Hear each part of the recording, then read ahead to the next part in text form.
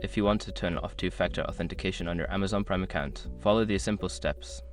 This guide will help you navigate the process easily. Step 1. Sign into your account. Go to the Amazon website and log into your account using your email and password. Make sure you are using the account for which you want to disable two-factor authentication. Step 2. Access your account settings. Once logged in, hover over the Accounts and List option at the top right corner of the page. Click on your account from the drop-down menu to access your account settings. Step 3. Navigate to Login and Security. In the Account Settings menu, look for the Login and Security option. Click on it to open the settings related to your account security features. Step 4. Edit two-step verification settings. In the Login and Security section, find the option for two-step verification 2SV settings. Click on Edit next to this option to modify your two-factor authentication preferences.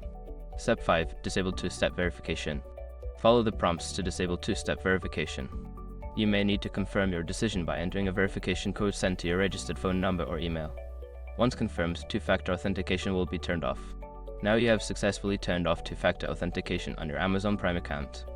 If you have any further questions or need assistance, feel free to reach out to Amazon customer support.